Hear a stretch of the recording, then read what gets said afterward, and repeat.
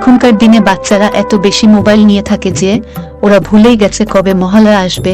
আগেকার দিনে কি সুন্দর বাচ্চারা সারা বছর অপেক্ষা করে থাকতো কবে মহালয়া আসবে, কবে দুর্গা পূজা হবে, আর কবে প্যান্ডেলে প্যান্ডেলে ঘুরে বেড়াবে। আহা, এরকম কথা বললে কেমন করে হবে বলো? দেখো, তুমি শুধুই বাচ্চাদের দুর্গা নও, তুমি সারা সংসারের তথা সারা বিশ্বের দুর্গা ঠাকুর। তোমার এই দুর্গা পূজার জন্য সবাই তো কত অপেক্ষা করে থাকে, তাই না? তাদের সবার কথা ভাবতে হবে তোমাকে। তুমি পৃথিবী লোকে গেলেই তো সবাই নতুন জামা কাপড় কেনে আর সেগুলো পরে বিভিন্ন প্যান্ডেলে প্যান্ডেলে আসে তোমাকে দেখবে বলে। না, আমি এবছর তোমাদের ছেড়ে বাবার বাড়ি যাব না। ওরা মোবাইল নিয়ে থাকুক, এবছর না গিয়ে দেখি ওরা ওদের মোবাইলগুলো ছাড়তে পারে কিনা। ওফ, ওরে বোঝার চেষ্টা করো। তুমি যদি না যাও তাহলে পৃথিবীবাসীরা কাকে পূজা করবে?